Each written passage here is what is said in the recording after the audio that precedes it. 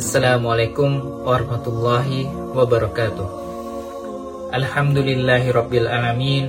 Wassalatu wassalamu ala asrafil anbiya'i wal mursalin wa ala alihi wa sahbihi ajmain, amma ba'd. Insyaallah kali ini saya akan mencoba membawakan sirah tentang salah seorang yang masa lalunya gelap gulita, tetapi setelah mendapat hidayah dari Allah Subhanahu wa taala, bahkan beliau menjadi rujukan para ulama di masanya.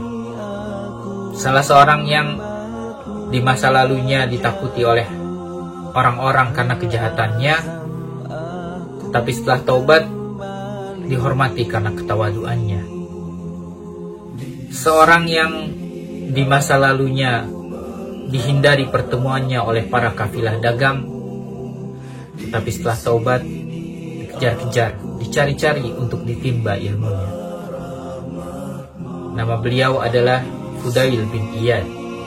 Fudail bin Iyad atau terkenal dengan sebutan Syekhul Islam, Imam Ar-Rabbani, Syekhul Hijaz, lahir pada tahun 107 Hijriah di Samarkand, Uzbekistan. Di masa lalunya Fudail bin Iyad merupakan perampok yang sangat ditakuti. Dia merampok sendirian. Dikisahkan bahwa dia mampu mengalahkan 10 orang sendirian. Daerah operasinya adalah jalan utama di antara Syarakas dan Abyur. Orang-orang, para kafilah dagang saat itu, lebih memilih untuk berputar jauh daripada harus melewati jalan ini. Karena kenapa? Ketika menjalankan aksi perampokannya, dia tidak akan membiarkan korbannya hidup, karena dia akan membunuh dulu korbannya, baru mengambil barangnya, dan tidak pernah kena ampun. Suatu saat, Fudail bin Iyad jatuh cinta kepada seorang wanita dan berusaha masuk ke rumah wanita tersebut dengan memanjat tembok. Ketika dia memanjat tembok, dia mendengar ada seorang sedang membaca ayat suci Al-Quran, surah Al-Hadid, ayat 16, yang artinya adalah, belum tibakah waktunya bagi orang-orang yang beriman untuk tunduk hati mereka mengingat Allah dan kepada kebenaran yang telah turun kepada mereka. Dan janganlah mereka seperti orang-orang yang sebelumnya telah diturunkan Alkitab kepadanya.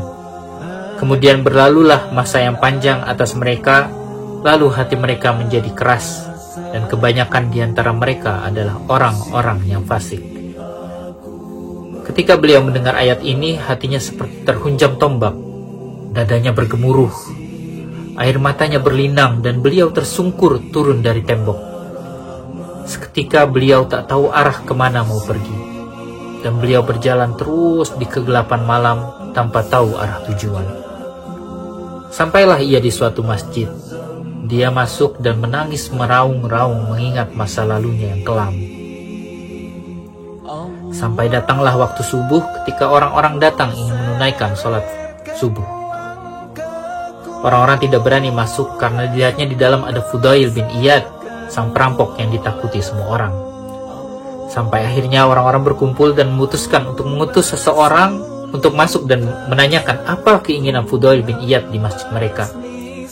Karena saat itu tidak terlintas sedikit pun di pikiran mereka kalau Fudail bin Iyad datang untuk beribadah.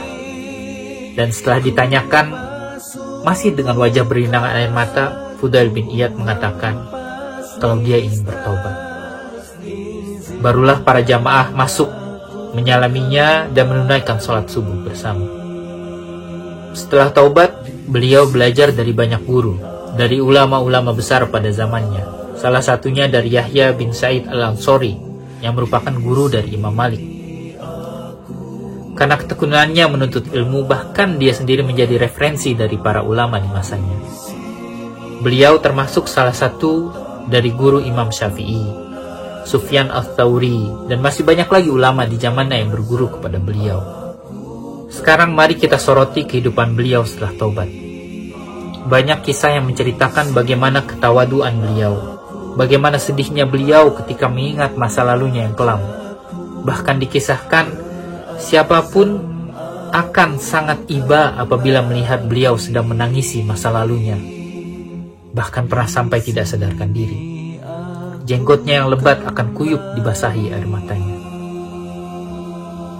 Suatu saat pernah beliau berkata kepada muridnya Muhammad bin Hatim, andai kata aku diberikan pilihan setelah mati nanti dua pilihan. Yang satu dibangkitkan kemudian masuk surga, dan yang satu lagi tidak dibangkitkan selama-lamanya, maka aku akan memilih untuk tidak dibangkitkan selama-lamanya. Kemudian muridnya bertanya, "Kenapa ya guruku?" "Karena aku malu kepada Allah atas perilakuku selama ini." Kita perhatikan pilihannya di sini antara surga dan tidak dibangkitkan, bukan neraka dan tidak dibangkitkan. Di lain waktu, ketika beliau sedang menunaikan haji dan sedang wukuf di Arafah, jamaah haji ketika wukuf di Arafah akan berdoa seharian. Tapi saat itu Fudail bin Iyad tidak berdoa. Beliau hanya duduk bersila sambil menaruh tangannya di pipi termenung sampai tiba saatnya jamaah haji beranjak menuju Mina. Dan beliau berkata, "Sungguh malunya diriku terhadapmu ya Allah, walaupun aku tahu engkau telah mengampuni dosa-dosaku." Di sini kita bisa lihat ketika takwa itu sudah ada di dalam diri, keagungan Allah mengalahkan segalanya, bahkan mengalahkan rasa takut kepada Allah.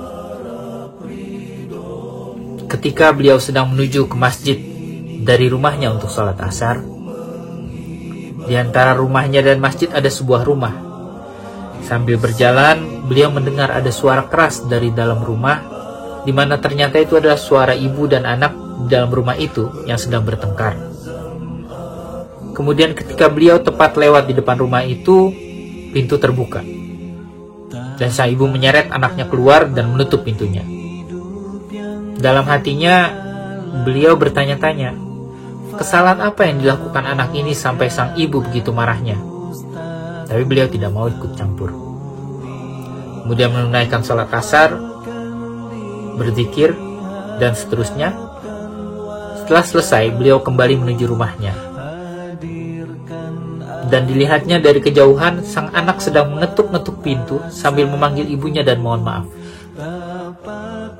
Dan tepat ketika beliau ada di depan rumah itu, pintu itu terbuka lagi, dan sang ibu memeluk anaknya dengan penuh kasih sayang dan mempersilahkan anaknya untuk masuk. Saat itu beliau tersungkur berlinang air mata melihat kejadian itu. Hatinya begitu sensitif dengan segala sinyal hidayah dari Allah. Beliau menuliskan kisah ini di salah satu riwayatnya. Beliau berkata, "Kalaulah seorang ibu, sebesar apapun kesalahan anaknya, maka sungguhnya sang ibu punya hati yang lebih besar daripada kesalahan anak tersebut. Apalagi Allah Azza wa Jalla yang sangat mencintai hambanya yang bertobat, walaupun kesalahan sebesar gunung sekalipun." Bahkan di beberapa hadis digambarkan, gembiranya Allah terhadap hambanya yang taubat lebih gembira melebihi orang yang kehilangan tunggangan pembawa bekal makanan dan minumnya di padang pasir yang luas. Dan saat itu, orang tersebut sudah putus asa dan bersandar di bawah pohon kurma dengan perasaan putus asa. Tetapi kemudian tiba-tiba tunggangannya tersebut sudah ada di sampingnya. Bayangkan, kita ada di padang pasir yang luas, kemudian tunggangan kita yang membawa bekal makanan dan minuman tadi tiba-tiba hilang. Kita sudah tidak tahu bagaimana akan bertahan hidup di padang pasir yang luas.